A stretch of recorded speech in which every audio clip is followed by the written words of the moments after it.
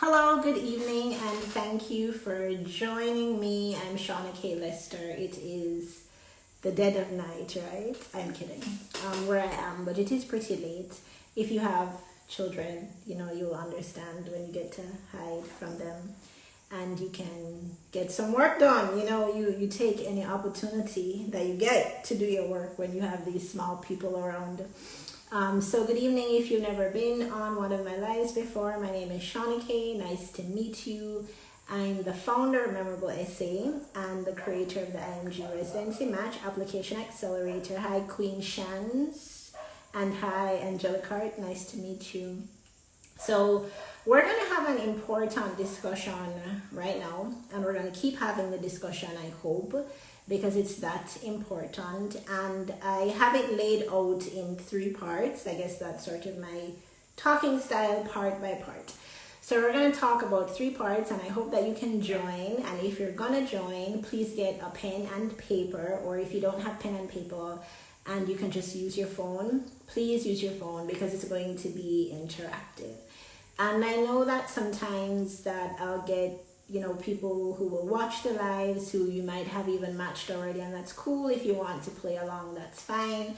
Just take a step back to where you were before you applied to the match. And so we're talking about, let's be honest, okay, you don't really want to match, right? And this is not some clickbait. It's really what I want to talk about. So let's just get into it. And if you had a chance to grab your pen and your paper or to grab your phone, great, let's go. If you're watching on the replay, also grab those things. So what I really want to talk about tonight is what IMGs are really going after when you talk about the match to me or to other people. And I want to add the caveat, the caveat, wherever you are, whatever you say, how you say it, that I work with a lot of foreign medical graduates here at Memorable SA. Our team works with a lot of foreign medical graduates, so we are definitely open, always open to all IMGs, love everyone. If you're from SGU, you're from Ross, you're from any private medical school, we love you and we take you in. We do get a lot of foreign medical graduates, so a lot of what I will say will probably be most pertinent to FMGs if they're listening, but this is also definitely pertinent to you. Hi Alexa and welcome. So it's pertinent to everyone who's an IMG. So we're going to go down this list with your pen and paper or with your phone, and I want you to give yourself 1 point whenever I say something that sounds like I'm describing you. Again, if you're an FMG, it will sound more relevant to you, but if you're an IMG, it might still be of interest to you. So is it that, and I'm going to be looking at my notes as well. So is it that you want to match?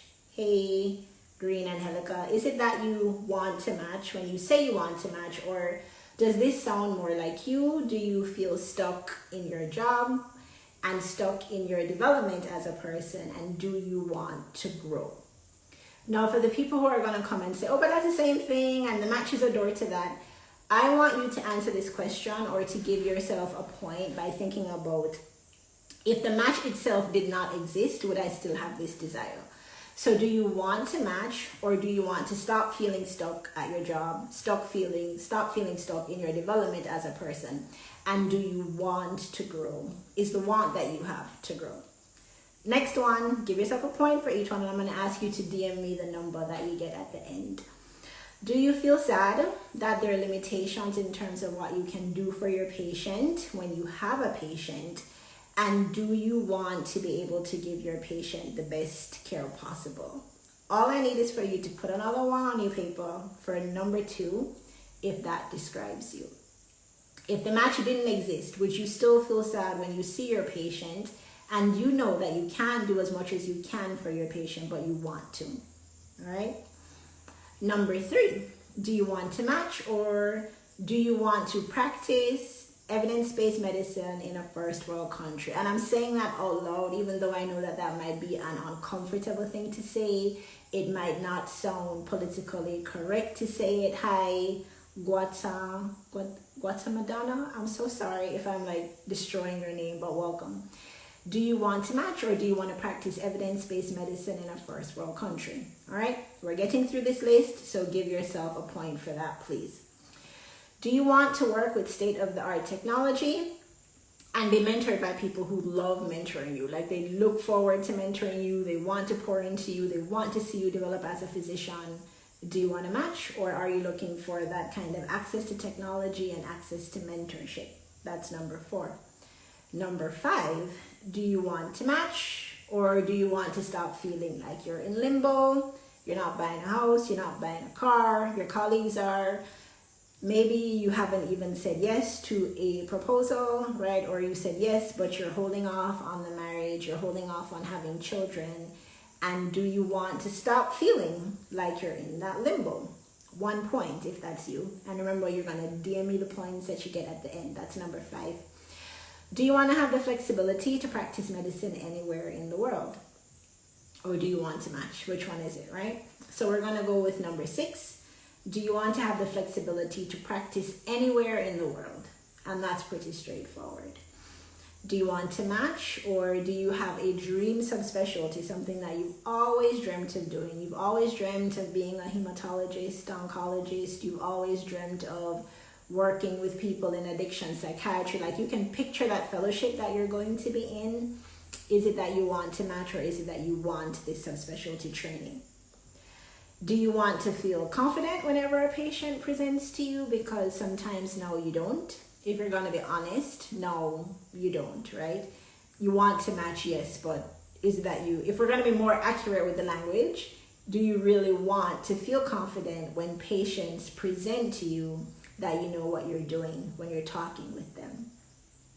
All right. I'm going to add 2 more for my offshore people specifically. I know that some FMGs might be able to identify with it because we're up to 8 now. And I really want to hear, especially from the FMGs, if you got a full 8 or if they're 5, just DM me the score that you got. All right. These 2 might pertain to you, but for those of you who have gone to offshore schools, is it that you want to match, or do you want to know that packing up and leaving your family in the United States or in Canada, saying bye to everything that you know and coming to the Caribbean, do you want to know that that was not in vain? And the only way that you will know that that was not in vain is for you to have a job come match week, right? Or do you want to know that you're sitting on hundreds of thousands of dollars in loans from undergrad and now from medical school put together? And do you want to know that there's going to be a way for you to pay back those loans, right? You want to be debt free, really, because now you have a job, now you can go into medicine, all right? So we went through that list of 10, and I'm not going to go back through the list. I hope you caught everything. If you didn't, you'll be able to catch it on the replay. But as I said, I want you to add all those things up and send me your score. And if one of those pop out to you more than, the rest, also just let me know. Why would I walk through this list? It's 10 things, but I could probably actually come up with 30 of them. But I chose 10 that I think are most common, or that I hear most frequently, that we hear most frequently here as well. On our team, but I tend to do most of the interviewing for coming into our program. So what I tend to hear most regularly from individuals, all right, why would we want to have such a list? And I'm going to tell you 3 reasons why I think it's really, really important for you to have a list with this kind of specificity, for it to go beyond I want to match, to you having a list like this for yourself, where you have your 10 things. There might be my 10 things, or you can edit it and come up with your own list of 10. I think it's really important for you to have this list of what you really want out of this process, because I think it's very important for us to be very specific about our desires and to own those desires. Reason being, if you don't own your desire, it is very hard for you to get your desire. And if you think about that another way, it's really just saying that owning your desire, like saying that out loud, like, hey, I currently feel like I don't give my patients the best possible, and I want to be able to do that. Hey, I don't like the salary that I get now, and I want more. Owning those desires is the first step in being able to get those desires.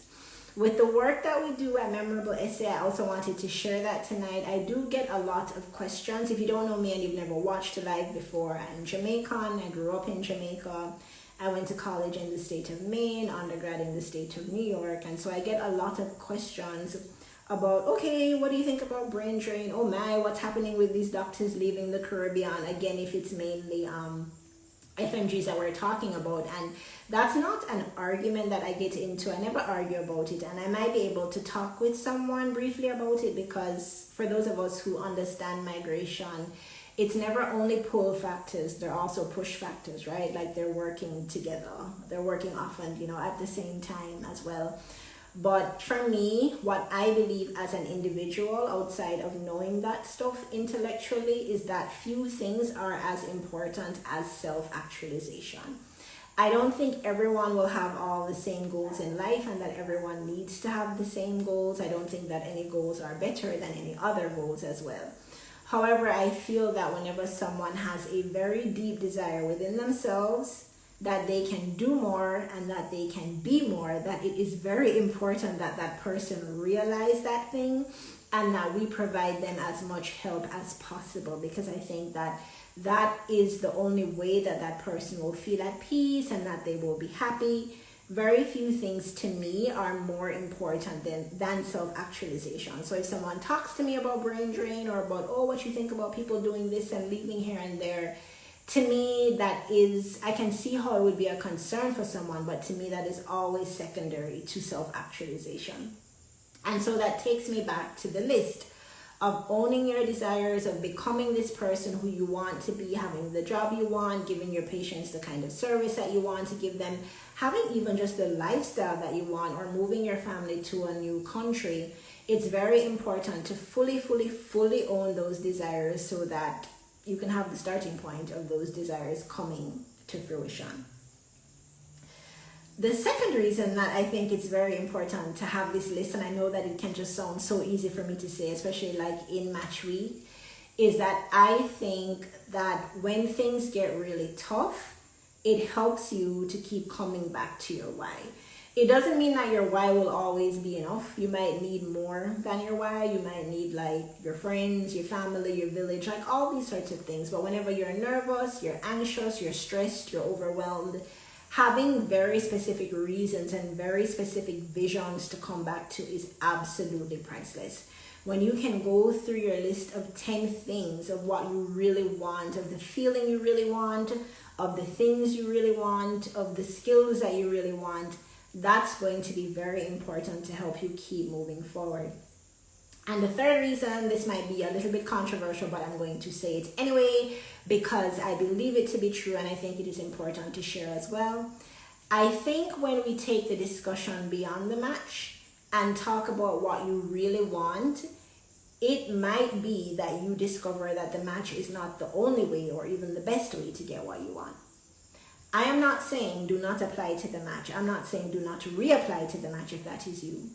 But if you were to take a look at your list, at your top 3, and you just really want to be in better working conditions, live a better quality of life, and feel more stable about your retirement, or to move your family to a new place, or you just want to practice evidence-based medicine and live in a new country, there are other options that are available to you outside of the match. And I think that without drilling down to the root of what you really want to get across all of the different pillars of your life, so across your health, across your finances, across your spiritual life, everything, without taking that really thorough analysis and seeing what you want, you can be in a tunnel of this is the way to get what I want. When if you drill down to what you really want, it's possible that there are other avenues that can bring that to you. All right. So thank you for staying with me. If you stayed all the way, as I said, if you went through all 10 of them and you have your score, please message it to me, and I'd love to keep talking with you about this.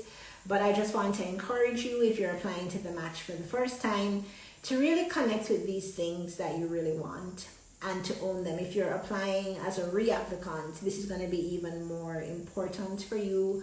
But I want us to start having some discussions about what you really want, not for the purpose of we're going to fix this health system and that health system, because that's for another time and that's outside of your wheelhouse. Right now you're focused on your personal development, but to have these discussions, because then I think even you can present yourself more honestly, right? But more than anything, being real about what you want and being honest about what you really desire and what this is really all about it's how you're going to get it, and it's what is going to keep pushing you towards getting it when circumstances are not ideal. All right, so I'll talk with you another time. Thank you for joining, and we'll speak again soon in the weeks to come. Bye.